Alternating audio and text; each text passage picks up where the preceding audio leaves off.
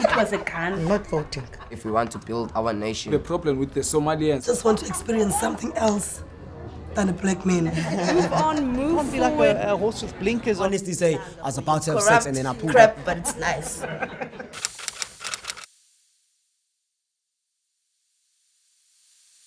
Hi, my name is Rhoda and I'm doing my master's in psychology. My name is Loaz Pagate, also a student here in Stellenbosch University, studying BCom postgraduate in transport and logistics, and I'm also a member of the SRC. I'm Sfiso Zongo, SRC member, Stellenbosch University, doing postgrad in community development and leadership. Hi guys, my name is Mtswaring Tunya from the great city of Matatiele. I'm doing my postgraduate third year degree in law, and I'm currently the SASCO Stellenbosch chairperson. Hello, my name is Zizo. I am a fourth year student. I studied earth science, but now I'm doing BA Development Environmental Studies, and I'm a PEC member of SASCO and a student in Stellenbosch University. Hello, my name is Confi, and I'm from Stellenbosch. I was a student at Stellenbosch University, but I'm not anymore. I work at Boschendal. Obviously, any conversation in South Africa has got historical background, right? And so the moment has to begin in post-1994, right? What happens, right? Because the first thing that happens is that you open all institutions, right, to everyone, right? But now the issue is because of the economic inequalities, right? There has to be a funding model to ensure that everyone gets access to equal education, right? Yeah. So now the government, obviously knowing that the majority of its people, right, are not in a position to afford the type of education or the type of prices which education is valued at, right? So the first thing you do is say, let me provide a scheme that will try to close this gap, right? And it's not only this, but yes, there are external bursaries, but majority of students cannot afford this thing. Hence, you had two periods, actually 3 periods, right? The first one, the post-94, then after 98, I think 98, it changes into what has become now known NSFAS, right? Which offers free quality education, which was first a loan, and then you've got your post-2017 announcement by our former president, right? He says that all first-time entering students will receive free education. Thus, prior, some of us who got into the higher institution system before that, right, we're still on that 60-40, right, where some of it is converted into a bursary, the other, it's a loan that we need to repay back, right, at a certain interest rate.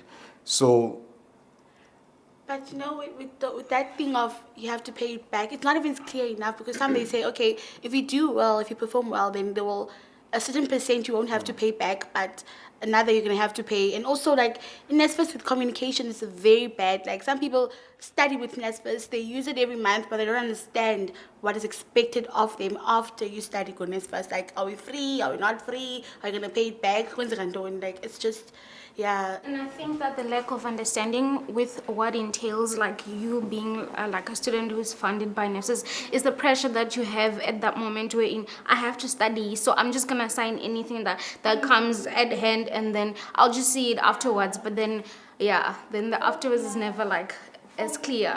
For me, what I thought was going to happen was after the fees must fall, NSFAS is going to be scrapped. Like, why is then? Because now there's categories. Now, if you are in the before 2017, before that, not before 2018, because I came 2017 to varsity. Before that, you even get certain amount of allowances. In Stellenbosch, your allowance is even less than those who came after. You don't get the toiletries allowance because you're in the one before free education. So everything is just so different, and we yet in the same system.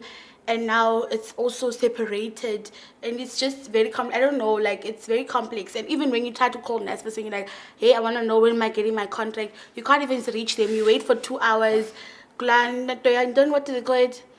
Don't guys. Call center. Call center, you call them, and then you have to wait for 2 hours to get a person to assist you. That time you're already not, like, you've been on the call, like, you don't want to talk to them anymore. Yeah. Look, as you are explaining about NSFAS, Zizo mentioned something important there about the service in itself, because I think most of the problems that we get to experience us as people who are studying through NSFAS is because of the service.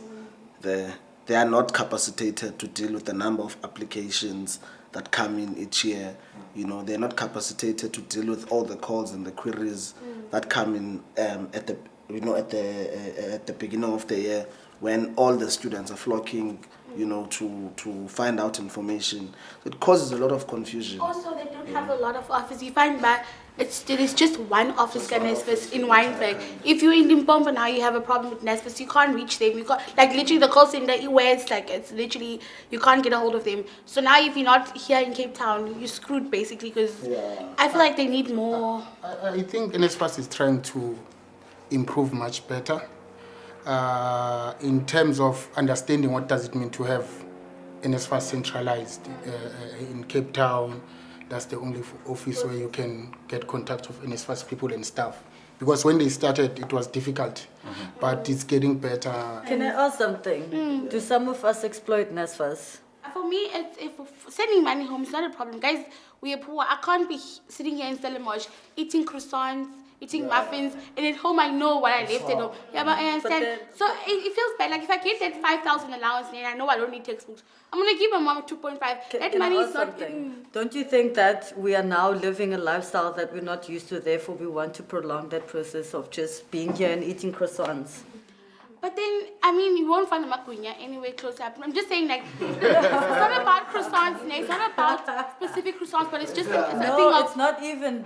Croissants are just a representation. Yeah. Like, don't you think that we are now used to drinking bottled water at home? Where you go home, you have no choice but to drink water from the tap. Exactly, Then when you get here, you're like, okay, I'm gonna get myself some bottled water.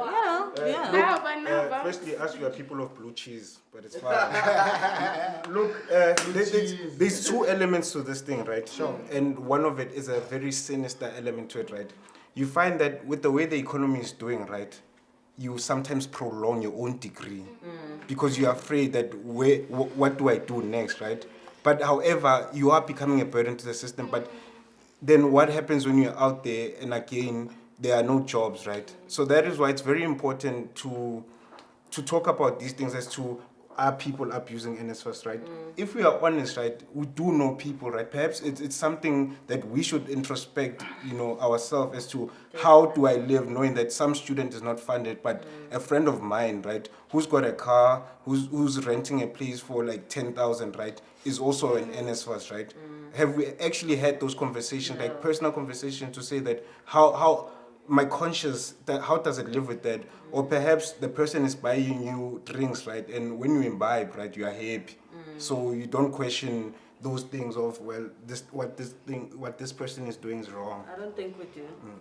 And I also think that before the free education thing, there was always that mentality that it's my money, I'm gonna pay back anyway. So no one had, like, I think that's what made this thing a norm. Like, yes. We are that generation. But another thing, it is true that some other institutions, you will find students that they exploit NSFAS. As Zizo she has said that you will find people living in the same room, but yet they still claim money from NSFAS for accommodation and stuff. Then that's why I tend to agree with this thing of accreditation of accommodation, because the reality is that you find someone who stays in Kamande, who at home, but yet he will claim money for accommodation. I think that's a problem. Yeah, it is. Yeah. We know that university rests cannot accommodate all the students. That is a fact. And yes, this new system is good because then students won't be exploited. They won't squat in room or whatever. But then still, I feel like the timeline to have it implemented was just like so. It was just too short notice. I think also, when we speak about these issues of NSFAS, there's a certain sector of the society that we tend to forget about, the so-called missing middle. I don't know how we can arrive in finding solutions as to say, how to find those kind of people, because you find that the child of a teacher doesn't qualify for NSFAS. At the same time, the mother can't qualify to pay those studies. You are too rich for NSFAS. Exactly. Too poor for university. We understand. But also what I've seen, and I think it's one of the conversations we're having with the university, it's making international African student an afterthought. Especially Zim students. Zim students are in a crisis in terms of funding. Now there's a struggle of what is these letters? Visa letters, for them to be legal to be here. They are facing that struggle. University are not coming forward to say, let's sign this letter so that you can make sure that we secure your space in the university. They are just quiet there. And I think as a student leaders, we need to also find a way of speaking about those issues. I think it's oh sorry. Look, no leadership.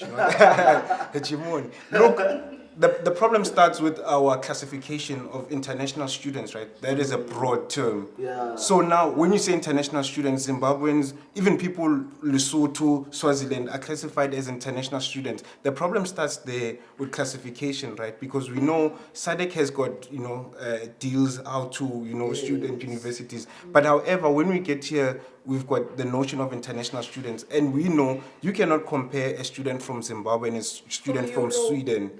It just does not make sense, right? And if we deal with those things, right, then we start having proper conversation, and now start even conceptualizing proper ways of dealing with students within the SADC region, because we cannot refer to them as international students. For me, it's very important that they open Gochana, because that's the time when these students come to the places and they get to know more. Because now I met a student, I think 2 weeks ago.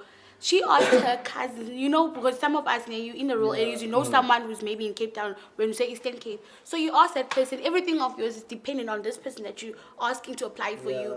This person maybe doesn't take your application serious, because then, I don't know what happened. Apparently, this person sent the application through an email, not through the portal. So then NSFAS was like, guys, out, like you didn't apply, your thing is not here, you don't have a reference number. Don't even have access to internet. Exactly, so they ask someone who's maybe in the city to please apply for me, here's my report. Yes, So they don't apply, That's the reality of what happens. And only in January, takes their bags, they leave if they job for the first time as a school. And I think it's valid about NSFAS opens the applications then. That's what they do for TVET colleges most. You apply now, you apply for NSFAS, back to they might as well. For me, I do not 100% agree with an idea to open late applications.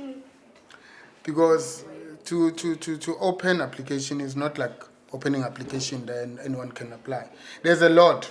I'm saying this simply because I'm more on a recruitment project, and when you deal with application, it's a lot of work. Those of us who've benefited in NSFAS speak from a position of privilege, because we are comfortable in the system, we've benefited, and take it to the conversation that we were having in 2015 around free education.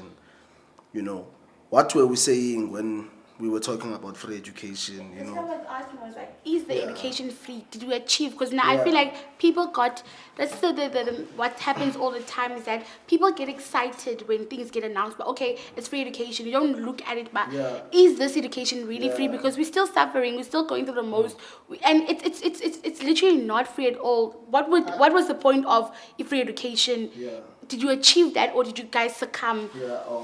I think the problem with the call for free education is that students themselves, they outsource the idea of free education to government, for government to assume a position of interpreting what should free education mean for us. What it should look like. Exactly. So we find ourselves in this position of NSFAS, talking about NSFAS and Tonton, simply because it is us who outsource the idea of free education. My dream is that this platform that I've been given, being able to come to this university, that at the end I'm able to be impactful within my community. And just to see that the education that I've acquired here actually makes a difference to the people back at home. My dream is to see a better South Africa for black people. My dream is to visit Nkandla, the house of the former president, Jacob Zuma.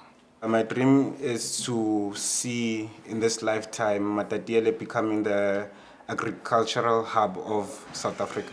My dream is to see a better South Africa where black people don't no longer need to prove that they're poor or fight for everything. To see a township where things are developed, no drugs, no gangsters, just enjoy command. My dream is that everyone can be aware of climate change.